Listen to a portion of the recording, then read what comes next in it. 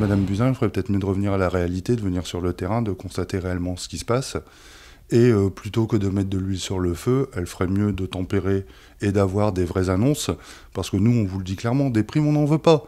Nous, ce qu'on veut, et l'ensemble des salariés, des travailleurs de l'hôpital public le disent, nous, ce qu'on veut, c'est une augmentation des salaires généraux pour tous.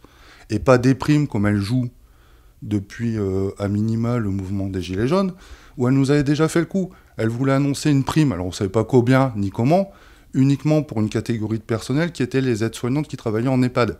Nous, c'est pas ce qu'on demande. Nous, ce qu'on demande, c'est une augmentation générale des salaires, déjà pour nous dans la fonction publique hospitalière, mais également pour tous les travailleurs de ce pays. Et pourquoi ? Parce qu'une augmentation générale des salaires, ça permet de rentrer plus de cotisations et donc plus d'argent dans les caisses de la sécurité sociale, et donc, par un flux mécanique, plus d'argent pour l'hôpital public. Donner plus de responsabilités aux infirmières. Ça veut dire quoi ? Ça veut dire donner plus de responsabilités, c'est-à-dire, c'est encore une fois, c'est décaler les corps de métier, c'est-à-dire les médecins qui n'ont plus forcément de temps non plus pour exercer de la médecine, puisque, par exemple, prenez un service d'urgence, un médecin urgentiste passe à peu près un tiers de son temps à trouver des solutions pour faire hospitaliser ses patients. Et donc ce temps-là, il n'y a plus le temps, donc on va le déléguer aux infirmières. Les compétences propres des infirmières vont revenir aux aides-soignantes, et derrière, après, on fait quoi ? Ce qu'il faut, c'est de l'embauche massive de personnel, notamment paramédicaux, et la solution aussi derrière, elle est, il faut arrêter les fermetures de services et de lits de médecine polyvalente pour avoir des lits d'aval, justement, et désengorger les services d'urgence. Vous avez, par exemple, à Roubaix, le service qui est saturé avec 4, 6, 8 heures d'attente. Bah, pourquoi pas travailler ensemble, où nous, on pourrait faire autre chose de l'urgence plus légère, de niveau 1, et ce qui permettrait de trouver une solution pour tout le monde et de désengorger l'ensemble des 3 services d'urgence du versant nord-est.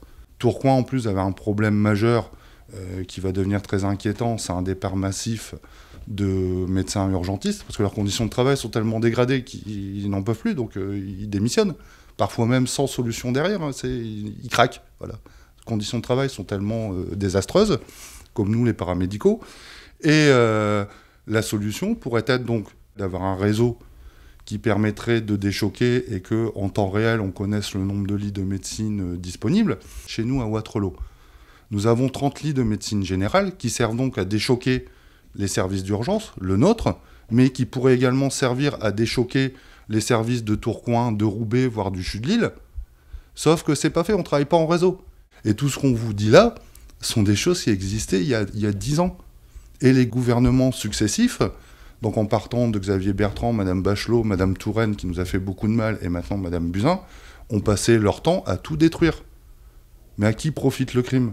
Si on désorganise l'hôpital public, on montre une image désastreuse du service public, et en disant, vous voyez, on va donner tout ça au privé, dans le privé, ça sera beaucoup mieux.